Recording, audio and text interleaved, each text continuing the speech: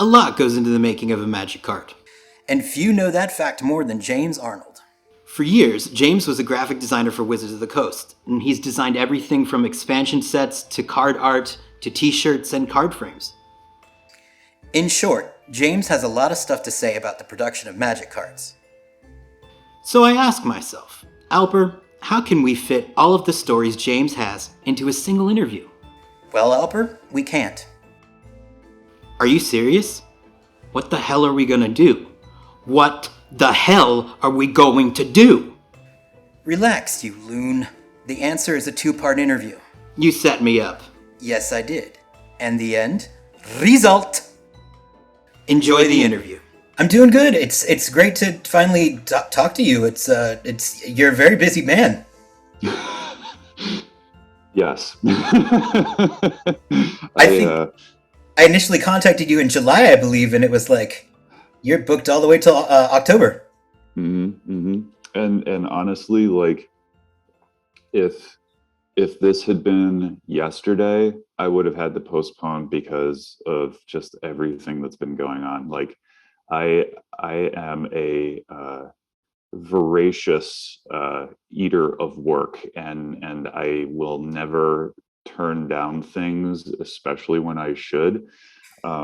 But I also have that dual thing going on where I refuse to not do my best. So it just turns into this constant cycle of like, yeah, let's do a thing. It'll be great. And then a couple of weeks roll by and you're like, oh man, now we got to do the thing.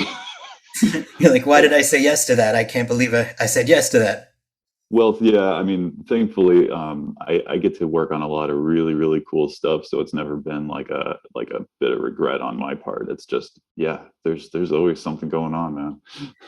What's striking about you? Well, there are a couple of things. Like, I don't know why I have preconceived notions about the way people look before I talk to them, but you're very young. Like, number one, and number two, you got a deep voice. Do you ever think about radio as as a side thing? I mean, I'm sure people have said that to you. Hello, everybody. It's your graphic design buddy here. We're gonna look at Photoshop and some happy little brushes tonight.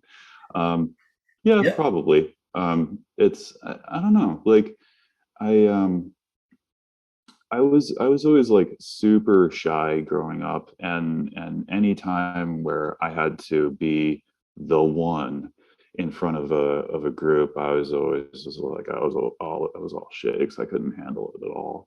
Um, so yeah, I think in some ways it was my inclination to find something in my life, in my work, in my way of connecting with the world where I could go away for a very long time and just kind of like hide in my little art cave and make beautiful things, and then just pop up and be like, "Here you go, love you, bye."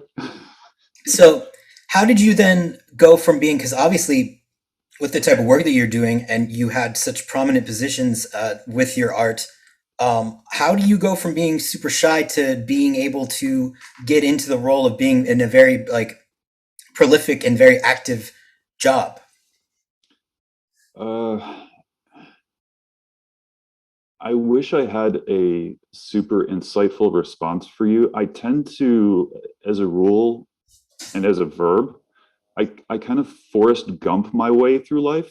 Um, I I do, like we said, I do a lot, and it just so happens that every once in a while the stars will align and be like, "Good boy, James. Here's the thing. Go." Um, the the thing that we always want to talk about, of course, is wizards. And in my case, what had happened was I had I had been writing for a website, Gathering Magic, back in the day, and I was just writing articles about whatever was interesting to me at the time, and it always had something to do with magic, of course, but it was very much a just open forum of like, hey, what's cool? You want to write an article about it? Great, go for it. So, being a graphic designer and everything, I had written articles about the iconography of Magic's expansion symbols. I had written about different types of art styles and influences, and artists who are very influential to me. Hmm. And in a way, like, I was never thinking to myself that this was anything but a passion project. It was literally just, hey, we got a couple of hours, and even if we don't have a couple hours, we'll make up a couple hours and we'll do the thing. Ended up writing my own resume, basically, because fast forward a number of years, and I'm in an interview for a graphic designer for MTG expansion symbols, and they're like, "What can you tell us about that?" And I'm like, have you read Everything. this like dissertation that I wrote about it? And the answer was yes. They actually had read it, and they were like, "Oh, you're that guy." I'm like, "Yeah, yeah." Um, so yeah, I mean, like, I think it's kind of part of everybody's life that we kind of come in with these different strengths that we can lean into, and other times we just kind of have to like make it up as we go along. I do a lot of that. And yeah, I mean, if you need to do something to make it happen, you just do it, right? Well, I mean, that's fascinating though. So the articles that I have read by you, a lot of them were on Cool Stuff Incorporated. When did you officially start working at Wizards then? So this was December of 2016. Wow. Okay. So Yeah. that dissertation that you were talking about, I think I read that, and that was published prior to you doing the expansion symbols then, right? Hmm. Hmm. That's eerie. I mean, that's synchronicity. I mean, you really did write your own resume with that, because I thought to myself, I was almost like not sure that it was you, because I was like, well, this guy's writing about as though he didn't create the expansion symbols for a ton of sets because you hadn't at that point in time. Right, right. Yeah, I mean, it would be fabulous to just kind of like, sit up on your throne and be like, this, come, gather before me and see all the wonderful things that I have done. I will tell you things. No, it's Yeah, I was nothing like like, that. I was like this. I was like, in a different circumstance, it would almost like come off as somebody who's just like blowing their own horn like really hard. But your general like the general like vibe that I got from you and from interactions is that you're not that guy. So I was just like, huh, that's interesting. But I also cannot deny the fact that your articles are really fucking well written. I mean, they're just good. I appreciate that. Thank you. Did you study writing as well, or did you just pick that up along the way? Because you've got a grasp of writing that I would say, as somebody who's got my bachelor's in creative writing and my master's in English, you can write. Like, where'd you get that Um, from? Did you pick that up along the way? I have a small obsession with words. I'm definitely like if we were to hang out for any amount of time, you would realize that I'm one of those people where, like, I'm constantly picking through my own mental dictionary of like, what other word could I use right now? Like that would just for fun. I did minor in creative writing when I was in college, and that was always a great. It was just fun. It was just something that I did because I loved it, and I love reading, and I love the feeling that I get when I have that moment of silent connection between me and the person who is doing the writing, and you just you kind of get that pulse of energy just kind of like rises and falls through you of like, oh, somebody just spoke the truth to me. And those words may have been written long ago, they may have been written yesterday, but there is an undeniable power to that style of connection, and I definitely enjoy that. Like, I love being able to do that when I can. So, who is somebody that is truth telling you now through the written word? So I am reading uh, too many books at once. I'm reading four books at once right now. Really? Yeah. The one that I'm reading that is really hitting for me is actually it's it's hard to describe. Like, I wouldn't call it a magazine because it's way too well written and collated Was it like a periodical? It's a Kickstarter, and it is I'm going to use the word magazine about video games. It's called A Profound Waste of Time, and it's in its second issue. I was one of its backers. I got it. I love this look into gamer culture, not only from the standpoint of people who play, but especially people who make. There's a really amazing article interviewing the guy who was the creative lead behind Katamari Damacy, one of my favorite video games of all time. There's this great amount of insight that the interviewer brings into this Q&A session with this highly creative individual. And the thing that he did that I really admire and enjoy was he went and read basically all the other interviews that had ever been done with this guy and said, okay, what hasn't been asked? What can I, exactly. Like what can I do? Where can I take this? And so they started talking about like all these different things and just like listening to this profound lateral thinker, like the whole reason that this guy is who he is because he's making connections that none of the rest of us can do on command. He just kind of lives it. He has a unique brain, and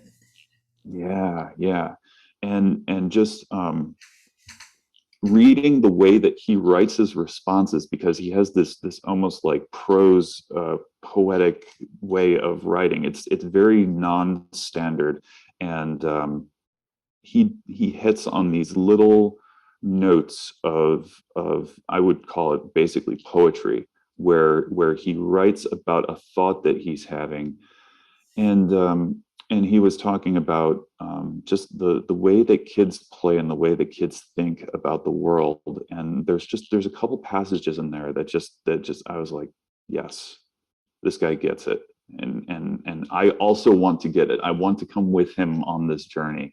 So I'm definitely going to I mean, like I said, he's the progenitor of one of my favorite video games of all time. I'm going to follow his work, but I'm especially interested to do so now. And then kind of on the flip side of that, like one of the other things that I'm reading right now is actually a collection of zines from Portland. Nicole, I don't know how to say her last name, George. And it's the name of the publication is Invincible Summer, and I have just been enjoying the hell out of it. It is brutally truthful about her life, and it is very matter of fact. And she has a wonderful sense of humor. She has this like wonderful sense of artistry and the way of looking at the world around her. And basically like the whole thing just takes place as this beautiful like panel by panel cartoon, and you'll turn the page and sometimes it'll just be like a line drawing of her dog, and sometimes it'll be this very crammed narrative where she's like writing down the side of one panel and up the side of the next one in order to like fit all of the things in. And it's like, yeah, I've had days like that. I've had way too many days like that. And I'm, so I'm standing there like rotating the book to make sure that I get every little last bit, because I know in 2 or 3 places in that chaotic narrative, I'm going to be like, oh man, I know exactly what she's going through, or I really wonder what that must be like. And just that constant back and forth, and just like the emotional tone that, and like I said, just the honesty that she puts into her work. I really admire that. I'd imagine you as a graphic designer probably were impressed with you ever heard of House of Leaves? Yes. Like I can see that being a project for you that would be super ideal, the way you obviously love words. And then of course your graphic design, which we will eventually get into because that's one of the main reasons we're talking. But as this conversation is going on, I'd imagine that kind of thing would be a super awesome project for you. Have you ever thought about maybe doing something along those lines that's similar, where you incorporate graphic design and the written word into sort of a, that kind of setup? Yeah, as like an extended narrative. Yes, I do think about a lot of things constantly. There was another book called The Explorers Guild that was very much along the lines where it was like half illustrated, half written, and it was really cool to flip through a hardcover book and see, basically a graphic novel style presentation, but then also to realize that they had kind of gone next level with it, where sometimes I remember there was one part where one of the characters is reading a diary of his brother, and as he's going through and kind of taking in this narrative, you yourself are reading it, but then the whole thing gets interrupted because he has this like rowdy first mate who shows up, and he's like, we got to deal with some stuff. He's like, not now, not now. And but he is physically on the page, getting in your way and stopping your ability to read the thing before you get to go back. And then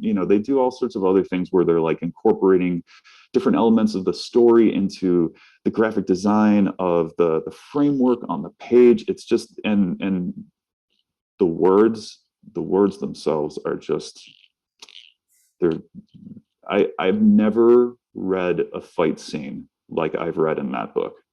Mm. It if you do nothing else, like if you find, and you'll know which one it is, that fight scene from the Explorers Guild, I'm getting chills just thinking about it again, and it's been a while since I've read it. All right, I'll take the It's so challenge. I'll good. see if I can figure it out. See if I can figure out which fight scene it is, and then I'll hit you up and say, was it this one? And if I fail, then I will flagellate myself to death. I don't know. I don't know if we have to go quite that extreme, but Well, I was trying to think of fancy words myself. I was like, I don't want to say beat myself, and I was like, flog, no. And I will prostrate and beg for forgiveness, please, please. I prostate all the time, but okay. So now I have to ask you about them because, like, well, first of all, what's great about your expansion symbols is that I noticed them just right away. They're incredibly they're rich, and they are so good at telling a story with Mm. just one little like blip of information. Now, how did you become good at doing that? Did you study symbology growing up, or what gave you the eye to capture the essence of a giant, set of ideas into one symbol so well? I I hmm, that's a really good question. I think part of it is that I am interested in a lot of different things. And again, like if we were to hang out for an extended period of time, you would immediately start to notice that I have a tendency to tell very short little non sequiturs all the time. My brain has this like magnetic attraction to trivia where it's like, oh, that's really interesting. I walked by a horse and I noticed the way its mane was braided the other day. Also, did you know? Um, and I think the fact that like being being a creative person, like I remember, see, here we go. I remember in my very first college literature class, the professor said to the room, but basically to me specifically, he's like, do we have any art majors in the room? And I was like, yo. um, he goes, it is your job for the rest of your life to pay attention. And I was 17. I'm like, uh okay, I have no idea what you're talking about, but cheers. And obviously it stuck with me, Right. because I thought about it constantly after that point where I'm like, what is he talking about, paying attention? And then the further I got in my career and the more that I started creating on my own and doing everything, that I realized that he was right. Like the more a person pays attention, the more they're going to have those moments of unique insight, because they're making the connections that not everybody else is taking the time to observe and potentially have that opportunity to make the connection on their own. Sometimes you need somebody, a lot of times, I know I do, to just, kind of poke and be like, hey, look over here. This is important. Check it out. To be honest with you, when it came especially to the magic expansion symbols, trial and error, lots and lots and lots of error. So sometimes when I was working on an expansion symbol, the answer would be painfully obvious. I mean, like, Give me an example. Let's see. When we were working on the signature spellbook series, and we said, we had Jace. Jace was all tucked away. Gideon was, I believe, out to production for a double check, and they're like, oh, we really need to start thinking about that third one with Chandra. I'm like, fire? We good? All right. That works. If you need anything. So, and there definitely were quite a few gimmies, we'll say, like, Core Set 2019, you know what it is. There were a couple of the commander ones where it was, there weren't any like super strong themes that we could kind of hang a narrative hook on, because the whole idea of commander being that you bring your own story to it. So we wanted to be able to use very open to interpretation elements. And then there were other times where you are, especially when you're using like a return world, you're continuing the narrative that was started so long ago that sometimes like it's kind of a relief in some way, because you're kind of on rails, right? Like I'm thinking of Ravnica, like when we did Ravnica Allegiance and Guilds of Ravnica, like at that point we're talking about sets 7 and 8. So there's this history, there's this expectation that you want to be able to honor with the work that you're doing, and of course, because it's Ravnica, there are some very, very specific visual elements that you always want to be able to incorporate, just to tell people, a little wink and a smile of like, yeah, you know what it is. No, but like, I'm curious about the Ravnica ones. Take us through this. So, like, you have the Guild of Ravnica and then the Ravnica Allegiance, and so they are similar looking. But what makes you decide to do one with the like curves one way, and then if you see the other, it's flipped, but it's more like smooth on the bottom? Like, how does that kind of differentiation come about, and how do you decide which fits the sets? I mean, they do. I'm just curious at your creative process. So Ravnica was a really good example of trial and error. A lot of time was spent. I mean, I always say like for every expansion symbol that you see that I made, there is a very thick stack of papers of somewhere in the world of nope, just as like you kind of have that wax and wane of having a lot of ideas and doing some brainstorming, doing some concepting, sketching, whatever it is that is intriguing to you, and just generating a boatload of images, and then culling like mad until you get, if anything, the one or two things that again speak to you and kind of give you that pulse. That's always been one of my was one of my major advantages, I feel, when I was working on magic, is that I grew up with magic. Like, magic is and will be part of who I am. So in a lot of ways, I was kind of my own litmus test, basically. Gotcha. Okay. Where I could make 18 Ravnica icons and then stand back and look at them, and my inner 10-year-old would be like, that one. Why? I don't know. It's cool. That one. and you just have that this really cool like back and forth with this like ancient memory of growing up with, like I started in Tempest. And if that part of who I am can look at something and be like, and start pounding the table and being like, yeah, that one, I know I'm on the right track. When it came to the specifics of the buildings, you have the memory. Well, the guilds are it looks more like just the top of a regular like Ravnica skyline. They've got the rounded and then pointed. Right, but there's a specific building in Ravnica that is in reference to. Yeah. It's the meeting hall of the guilds. It's on the tip of my tongue. Whatever it is. Well, I'll post. I'll be like, he meant this. I'll figure it out. It's this thing. But then you go, to the next one with the Undercity, which has always been intriguing to me. Like I love the sort of Gothic architecture hanging from the ceiling going down. It's like it's like the really pretty version of a Slayer album cover. It's so nice. I love everything about it. And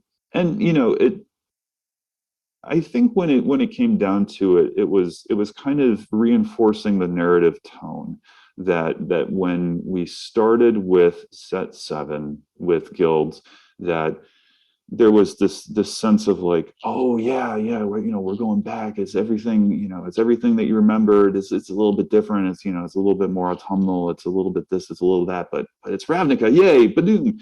But then you have that the revelations of alliances or allegiance and alliances. Yeah, I didn't work on alliances. Ravnica allegiance, where it suddenly becomes a little bit more underhanded, a little bit more shady, a little bit more a little bit darker, literally, metaphorically. And that to me was kind of the obvious 1-2 of those specific ones. How did you get the design for the Modern Horizon symbol? It works well, but I'm curious, what was the inspiration behind that design?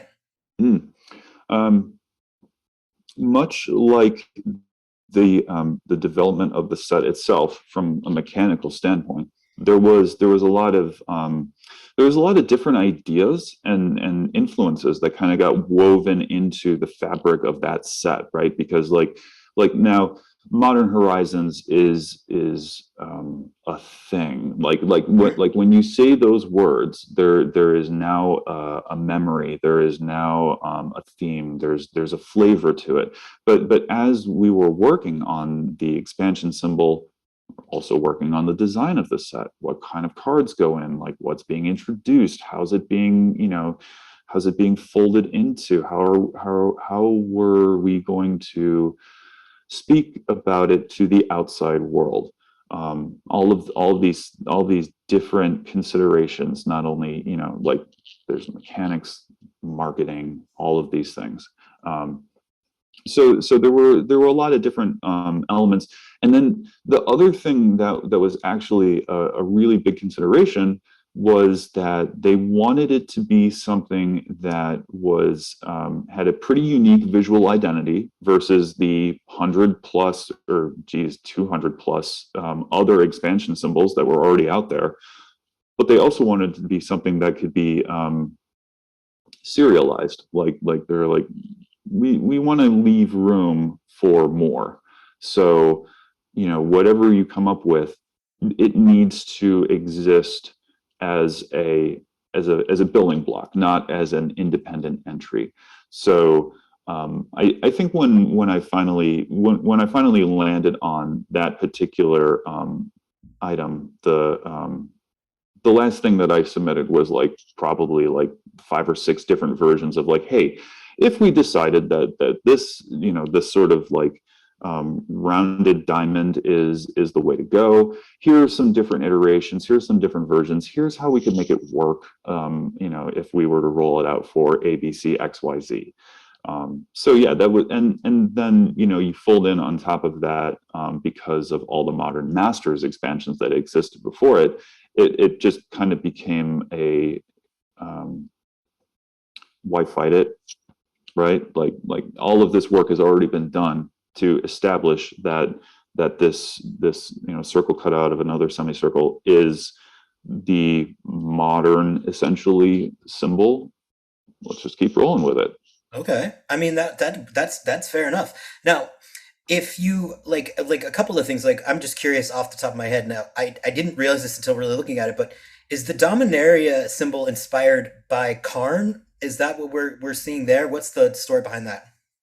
Dominaria is based on the, there's a card, I think it's, Shield of the Realm, Shield of the West, something like that.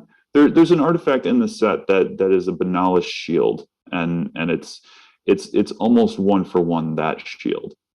Okay. So, and then with the commander expansion, now what do I've noticed that you've done that's pretty creative, because basically they were just shields. Now, what was the first one that you worked on, the first commander expansion symbol?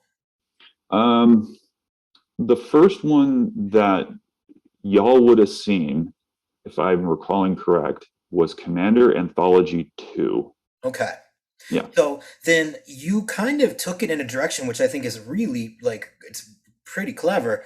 You started making the shield sort of resemble the expansions that they were coming from. How did you like? Is that something that you come up with on your own, or do you get together? Because it seems like that would be a thing to do. Is sort of like, how can I make a shield look different and fresh every now? It seems like it's a lot more often than before when it was a year, but now it's like Boy, howdy. There are a lot of shields in the world. Back to that whole Forrest Gumping my way through life and just kind of relying on serendipity as my way of succeeding. I love knights. I love everything about like dudes in armor just doing cool stuff. So the thought of finding a new shield every time, well, daunting. If you look at it from the right angle of like, it's like everything. Like if you can find the joy or the curiosity or just that, like, speaking of dogs, golden retriever moment of like, oh, you know what I'm doing today? Check this out. Somebody's gonna pay me to sit around and draw shields for 8 hours. That's pretty amazing. But at the same time, though, I mean, you really do seem like I'm blown out, because you almost appear to have been preparing for this like position that you had, and these things that you're doing just by existing, it sounds. Yeah, I mean, so it really is strange how intensely well a lot of this has worked out. I'm nothing but grateful that I managed to fumble my way forward into this amazing party for a little while and kind of meet some really cool people and do some really cool things. There was something I want. Oh, right, the shields. The thing that I remember, when I had started working very, very early on, like I was talking to a friend who was a game store owner, and his wife was helping him out, just kind of organizing cards, just doing things around the shop, and we were introduced. How you doing? My name is James. What do you do? I do this. I do that.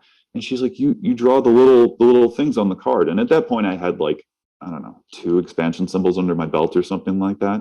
And I was like, well, moving forward, you will see lots of things that I've done, but right now, not so much. And she's like, and she holds one of the commander shields up at my face, and she's like, make these different. I was like, yes, ma'am. There you go. So that immediately became something that I started thinking about. I was like, yeah, how do we make these different? Because like, at that point we had the Commander 20, 13, 14, 15, etc. And it was very difficult for me to describe with words one of those icons as compared to the other to a lay person, Right. and have them understand what I was meaning to say. A 3-section shield doesn't really help when there are so many different things that they could be looking at interpreting, versus it's the shield with the lightning bolt on it. Mhm. Got it. Done. That's great. Yeah, just the utility of it, right? Right. Now, did you when did you become aware that you were sort of like on a roll, and when did the opportunity to do your first card art? Now, I believe it was the Mirari Conjecture. Mm-hmm. So how did that lend itself to happening? Um, More Forrest Gumping. You can't be just all Forrest Gumping. You are not. First of all, your IQ is clearly higher than 75, because that was Forrest Gump's. Just saying, like right there. That's not sailing with me. But you just sort of like, you walked in and they're like, oh, hey, would you like to do a piece of art? And then you designed this artwork that is so intense and so unique and so different. You had worked on Saga art before, correct? As far as designing the frames for it. So we were designing the frames for sagas at the same time that we were trying to figure out the art for sagas. What it came down to was that it was largely the effort of Mark Winters, amazing art director, Kelly Diggs, a great personal friend and absolute genius level creative, who I was very fortunate to share time with during our tenure at Wizards together, and me. Hi. So we end up having a lot of these jam sessions because, literally, as I walk into the front door of Wizards, the very first thing that they're like, hey, we're doing these things called sagas. You figure out the rest. Like, what? No, it wasn't that bad. But that was my very first big deal, right? So essentially what happened was, you had Mark, who was the one who was commissioning the art, Kelly, the one who was crafting the story, and then I was helping them kind of find the framework that surrounded those things. And one of the big asks that they had put on themselves was, they wanted each of the sagas to reflect the society that was telling the story at the time. So if it is something as ethereal as a song, or something as rigid as forged metal, they wanted it to be reflective of that, in literally. Um, and so I remember we were in a room during one of these jam sessions, and we just had a big old whiteboard just filled with A, B, C, X, Y, Z. All right, here's Benalia. What would a Benalish a storyteller do? Okay, great. Next one. Here's Llanowar. Here's Yavimaya. Here's this. Here's that. Da, da, da, da, da, da. And we get to Talaria, and there were some shrugged shoulders where they're like, it's science art. Maybe it's magical science art. So there was, and where a lot of them, there was a very obvious art history reference where you could say it's a tapestry. Okay, great, everybody knows what that is. You can go and commission that. It's stained glass. It's this. It's that.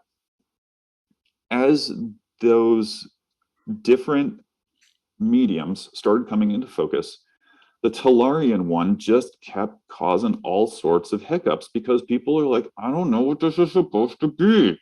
So as I was working on the frames, they're like, hey, why don't you work on the blue version of this frame and start filling it with stuff? Because nobody knows exactly what this is supposed to be. So I did. And then we get back to trial and error. lots and lots of error, and yeah, I mean, the more I worked at it, the more that I started just kind of organically owning that solution space.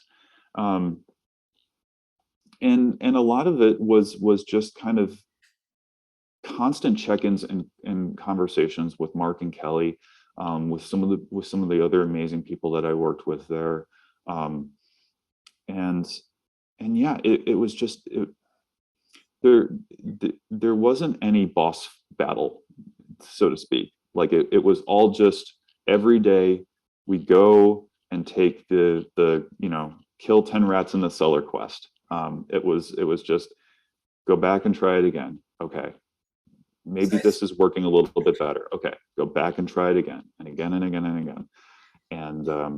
And yeah, just day by day, it got built. And it I'm sure there was a point where it finally dawned on me that I'm like, my name might actually be on this card.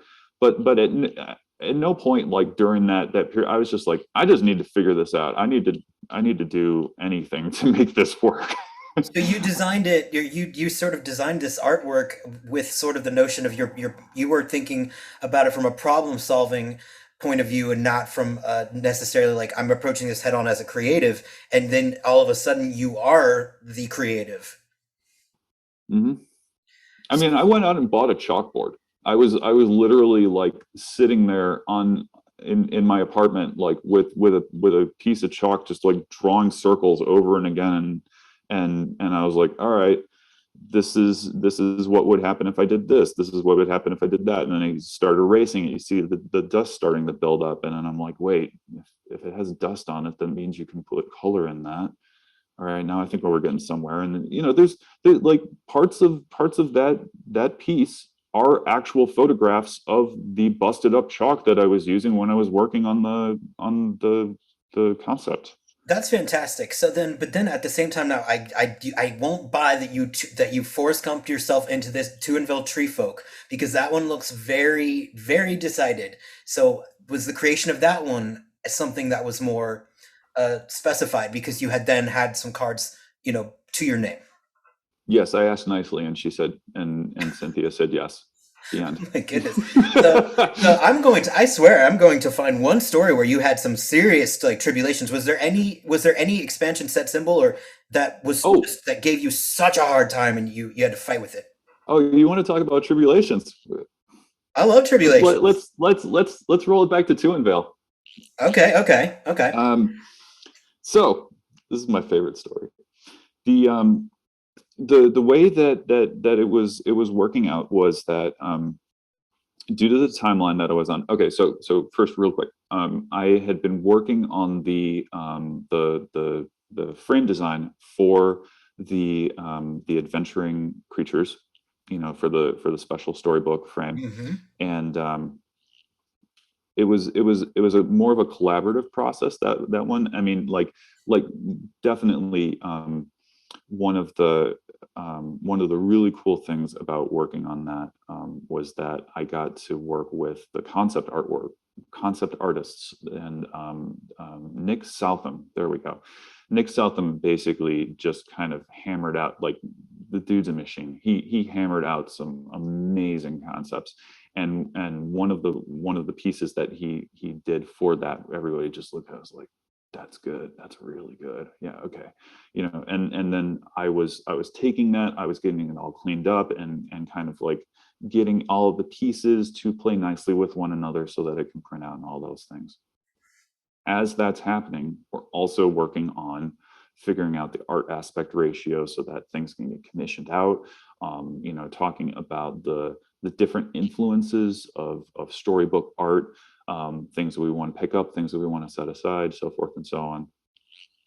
And then we get to, it wasn't, I think this was actually pre-Magic Fest, GP Portland of December 20 something. Yes, yes, it happened. It happened this century for sure. Yes, sir. Um, The way that it ended up working out was that I really just didn't have enough time to do everything and then some. And usually I can solve that problem by working more and harder than most people consider to be safe. But in this particular case, I needed to be somewhere. Like I had already committed to being at GP Portland. My wife, who is also a Magic player, it was coming with me, and it was like it. At no point could I have actually said, "Sorry, I can't go Magic because I'm busy working on Magic." Like it's. I wouldn't People want to would try and solve people that would one. be very upset with you, I'd imagine. Uh-huh, uh-huh. And I'm not about that. So anyways, the art needs to get done. Eldraine is not a known thing to the public. I'm under NDA, and I have count 'em, one spaces in the entirety of Portland where I can go to do my work, which is my hotel room. Right, because you can't do it anywhere where somebody might see it. Right. Because if anybody walks by and they're like, "Hey, what are you doing?" You're fucked, yeah. Yeah. I mean, I'm either yeah. That's a very good way of putting it. So, but my wife works second shift, so she and I are on radically different sleep schedules. So I am now down to one very much smaller space where I can be in a well lit area. So yeah, your boy's sitting in the bathtub, just like hammering out some stuff. I'm like, all right, this is cool. Like, it's not the most comfortable thing in the world, but whatever, we're making it happen. And that was the line drawing epic of Two Unveiled Tree Folk, because one of the things that I legitimately ran into, like, there are all sorts of amazing Photoshop brushes out there that can replicate texture and blending and all sorts of things. Like, I mean, you look at like what Procreate and some of those things can do nowadays. It's insane, like the what they can get away with. Hmm. But there's something that at least for me, I haven't figured out a way to replicate in pure digital expression the warmth of a hand drawn line work. It So seems like it's a difficult thing to do. I've noticed there's a few people out there that I think have nailed it, but it does seem like it's extraordinarily difficult to manage. yeah, and on some level, like, I don't think I want to. Like, I like drawing the stuff by hand. So anyways, I'm just kind of chilling out in the bathtub Which with which um which by the way, you can't do digital in the bathtub because you would definitely electrocute yourself. So there's a bonus right there too. yes sir, yes sir.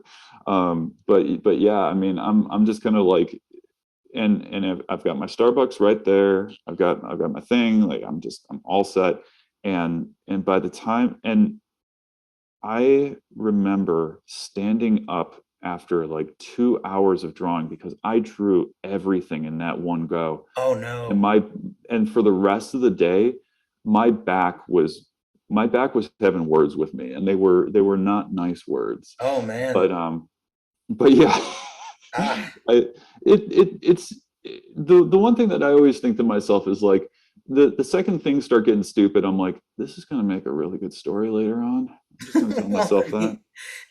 like some of the imagery that I have, like you with the chalkboard or you scribbling in a bathtub, I feel like if there was like some sort of hidden camera that was there, just like, and then they put together like a flip book of just you working on art, it would be hard to determine whether or not this person is a very talented artist or maybe somebody who is in a mental ward. I feel like that those words have been spoken about many creatives, of they're like, Oh yeah. yeah, he, she, they're really good, but man, you gotta be a little You have to careful, be a little wackadoodle. You got to be a little wackadoodle to be great. I mean, it's how it goes. It comes with the territory. You've never met a like you don't meet a sensible genius of the arts. Like they're just they can eventually maybe get there after they've been in the career they've been in for long enough. Like I'd say Tori Amos, like she tamed herself as far as just like she was raw when she came out, and she's tempered now, but she's also in her 50s. But you don't meet them coming out of the barrel just like very sensible, very even keeled. You gotta be that kind of like a little bit. I mean, crazy for the lack of a better word. I feel you. I feel you. So I don't want to keep you too much longer, but I will be asking you about you won a contest for the t-shirt designs? Yeah. Yeah. Now, did you Forrest Gump yourself into that one too? Because you won a contest. Now, Forrest Gump, I don't think you could win a contest. I mean, maybe a running contest, but not spelling. Well, so you're right. Like I don't necessarily think it's in the nature of a character like Forrest Gump to readily engage in a state of one-upmanship, right? That kind of goes against his core character. He's very Taoist in that way, right? Like he just kind of like lets life flow. Um, yeah. So the thought of like open competition just isn't a thing for him. Have you No. read the book though about that? Have you read Forrest Gump's the book? I want to. I Oh, really do. I don't know if you do. Forrest Gump goes to outer space. Oh, really? Yeah, then he crashes from outer space on a cannibal island. His mother's abusive. Like it's so different. I don't know if it. I read it, and I mean you'd have to. I'd say read it just because, but Uh, you'll be horrified. Like Forrest's mother beats him, and she calls him the R word. It's terrible. ooh, okay. Well, yeah. Maybe I will just live with my ideal of what it's all about. Yeah, definitely, and definitely go to Savannah to sit on the bench. I mean, it is kind of dark and rainy in Seattle right now. I don't think chilling on a quiet corner on a warm day in Savannah sounds quite so bad right now. Yeah, oh yeah, that's right. You guys got a lot of rain over there. Oh yeah, but I mean, thank God, like we have had no rain Hmm. this summer, and everything. It is a terrible irony because for the longest time everything was the color of dust and dirt, and now the rains have returned, the green has come back, and now it's autumn and we're back to gold. I'm like, come on, guys. You're like, oh, can I have a little more green, please? Yeah, just a little bit more, just a little bit more. No, the so, geez, what was that? Oh, Ixalan. Yeah, yeah, yeah. I loved Ixalan. Like it was very simple to me to channel the spirit of adventure that particular set just like shouted at me from the mountaintops, right? Like there was this sense that I hadn't gotten from a Magic set in quite some time, like for Ixalan, for Rivals, for Explorers, for all of it, where it was just that sense of like, we are gonna go on an adventure, like a real adventure, there's like the whole thing is going to be scored by corn gold, and there's going to be swashbuckling. We're somebody's going to swing from a ship and land on the back of a pterodactyl and just fly him off into the sunset, like That's some swashbuckling there. yeah, yeah, and there's vampires too. It'll be great. Yeah, just the thought of like taking all of these classic black and white, Captain Silver type of games and movies and everything that I grew up with, and my dad is a huge fan of movies. He's a huge fan of that genre. So like again, like it kind of came preloaded into me that they're like, oh yeah, we're doing this. Like this is everything. So once an image kind of like sinks its hooks in, it becomes easier for me emotionally to just get it done. Because if I don't, I'm gonna get it done one way or the other. Like once I had that moment of just internalizing, like this is going to be the Ixalan shirt, and then my brain flooded with ideas, and I'm like, oh, I know that feeling. Time to get to work. And we did. We made it happen. As a matter of fact, the image that I submitted that won was not the one that got printed, because the one that I submitted had like 6 times as many things on it, because I was so it was like I had these like 3 rune-studded skulls in the bottom, and one of them had vampire fangs, and then there was this like big sprawling jungle, and then there was the giant T-Rex type dude, and there was a ship, there was a blood moon, there was like all of this stuff that I had like wedged in there, because again I was like having this like sweeping epic cinematic moment where I'm like, show all the things, and thankfully they connected me with an art director who was like, okay bro, let's Really? pile it down. Let's not show all of the things. We'll show the really good things. No worries. You know, you can keep the cutlasses, and you can keep the dinosaur. I'm like, all right, go on. He's like, can we just trim just a little bit, just a little bit. You're like, But yeah, continue? yeah, it was that was, and then once I did that, that the art director that they connected me with was the one who was commissioning the ones that came after it, and you know, we're both internal, and we both knew each other, like Sideshow, and he was just a really nice dude, and apparently like he enjoyed working with me on the Ixalan shirt, because the next thing I know, they're like, hey, do you want to do that again? Okay. Sure, I guess. Yeah, yeah. So I did Ixalan, Dominaria, couple Ravnicas, and the M19. Yeah. Yeah, it's great stuff, and I mean, I don't think people understand how much your work is seen in everyday Magic without even realizing it. I mean, the card frames, the expansion symbols, it's really cool.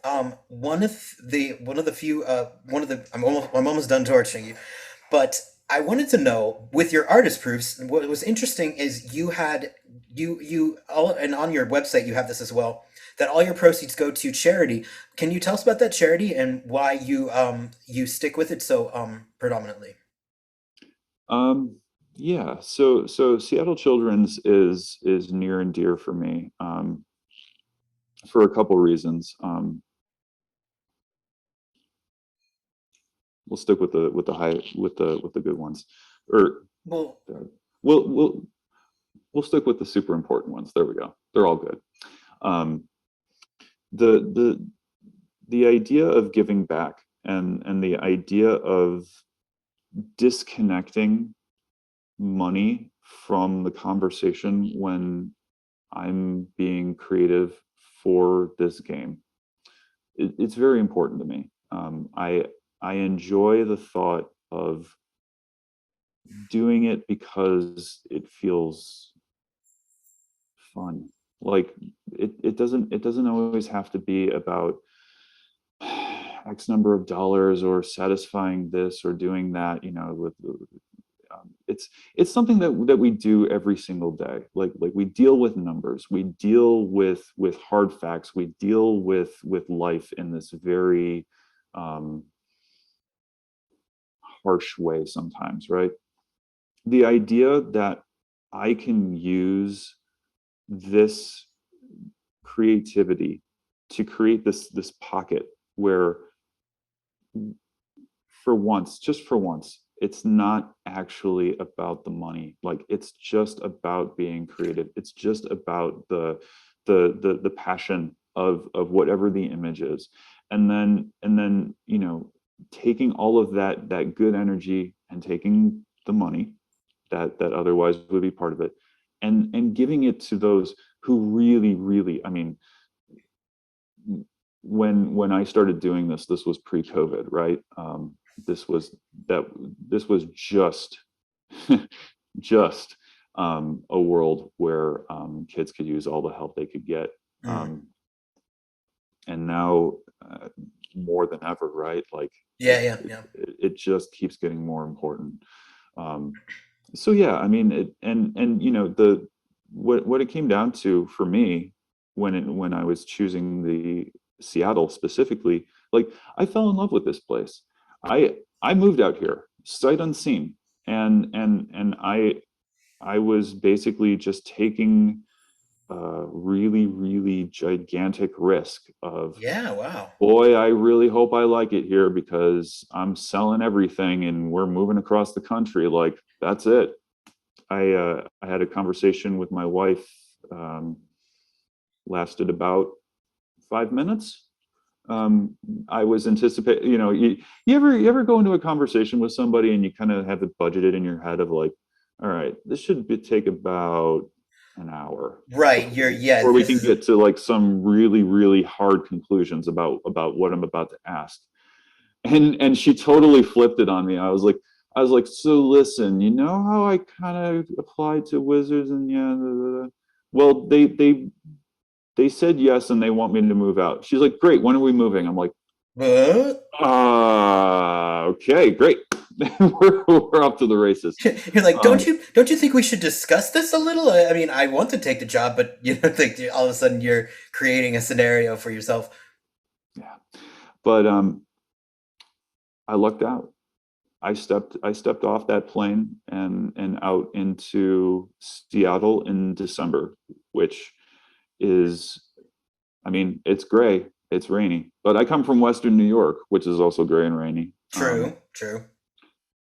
But you have that moment when you're away from the airports and everything, and you're kind of walking around, just kind of like taking in fresh air for the first time after being on a plane. And I saw Mount Rainier, and it hit me like a thunderbolt. Like I was like, oh, okay, I can live in a place where that's my home.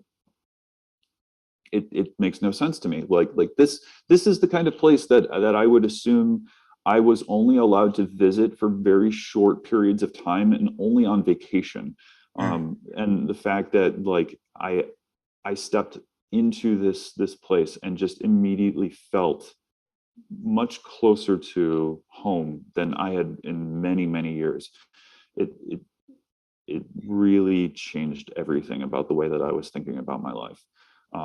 The thought, and to kind of bring it full circle, the thought of connecting that that intense want to make this place better, like that to me is like one of the most important and telling things about a person's real home, is that you're willing to give of yourself in order to improve your community, like whatever that is, right? Like for some people it's online. I mean, I certainly have, but there's something very real and very concrete about reinvesting into the world around you and being, and just kind of like looking at the people that you are literally shoulder to shoulder with and being like, yeah, I'm here for you, even if just silently. And you don't need to know who I am, you don't need to thank me, you don't need to do anything, but just know that there are other people here who have your back. Like, that's the best. Did you like get to visit the hospital, or is that how you picked it, or was it just? I mean, obviously, it's not a hard choice to say sick children, let's help them. But did you have a personal experience there that you went and maybe visited and got to meet some of the kids? Wizards of the Coast has supported many charities through their various initiatives. Seattle Children's was one of them, and honestly, what it came down to was like I had so many good interactions. Like I've never been to the hospital myself, but I had so many good interactions, and just doing the company was so Wizards is owned by Hasbro, which, Mm-hmm. and Hasbro does the Global Day of Joy. Basically, every December they will have a day that is recognized largely across the company, where you're expected and highly encouraged to do charitable giving acts, whatever it is that makes sense to you. And Wizards was always very supportive of that. They went out of their way to make it so like you didn't even have to leave the building. Like if you wanted to pack toys for kids, all you had to do was go down to conference room, blah blah blah, and there you go, have fun.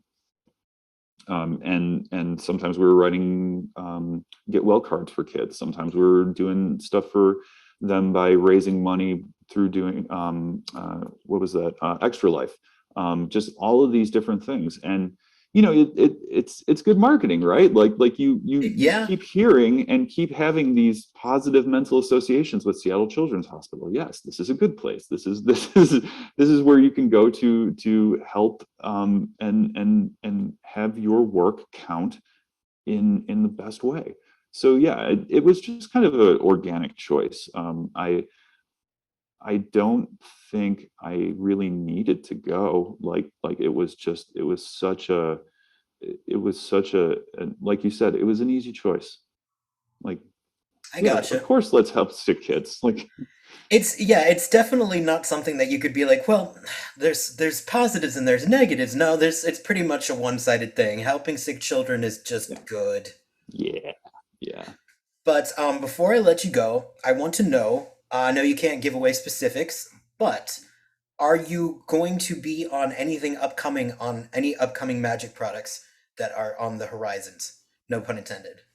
Ah, I see what you did there. That's a good question. Let's see.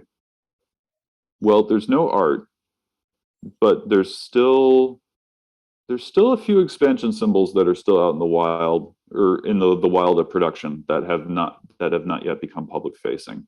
Mhm. um, and definitely, some frames. but um but yeah, I mean, apart from that, no, I mean, the release cadence has been so aggressive, as I'm sure you know, that like, even though I've only been away from the company for 6 months ish, Mhm. I feel like even if the sets haven't actually been released, the level of talking about them has definitely caught most of the online community up to Right, most of yeah. what I've worked on. Yeah. The perpetual hype, is as they call it. But one thing though, the one final question though is, what are you working on now that you are allowed to talk about? Like, what is the most current project that you can maybe divulge? Oh, that's easy. Inktober. Inktober. Yes, Oh sir. wow. Year number 4. We're making it happen. Oh, that's great. Oh my goodness. Well, you know what we'll have to do is I will have to like check out your Inktobers and post them in the videos. And also, by the way, if there are any photos or anything that you can share that is not under lock and key, that were either like were rejects, or maybe the photos of the Mirari stuff, please send them my way, because that stuff is like for me. Oh, yeah, yeah, yeah. I definitely have some pencils laying around. I gave most of my originals away to family members, Oh, well, that's as gifts. aren't you Um, sweet? I try, uh, but trying to think. Yeah, I'm pretty sure my parents still have the actual chalkboard from the Mirari Conjecture. So Wow, that I'll a photo of that would be crazy cool to look at. yeah, yeah. I'll email them and ask them. All right. Well, thank you so much for taking the time to do this. I hope I wasn't too just like ramming the stake in over and over again. I mean, but I'm flabbergasted that you are just sort of like, you are really truly zen in your approach to doing this stuff. You're just sort of like, I showed up and I had this info, and it's so different than someone like me who is like in a constant state of fight or flight. I mean, yeah, I mean, there is a lot of energy that goes into it, and some of it is nervous energy. I mean, for sure, like being able to function under a high pressure environment. Yeah, like it is a very interesting experience to be on the inside of things, and to realize that you, as this very fortunate visitor, have some time to share with some very beautiful, talented, and very human artists. And you get to have these very incredible experiences, um, and you realize that in a lot of ways we're all still the 10-year-olds, just kind of running around in circles, still trying to figure things out. But Man, what a trip. That's fantastic. It's so you definitely got yourself a charmed existence there. Well, thank you so much again for doing this. I had a great time. Yeah, thanks for so much. It was awesome talking shop, man. Oh, absolutely. I mean, it's like I live for this stuff. I live for it. So.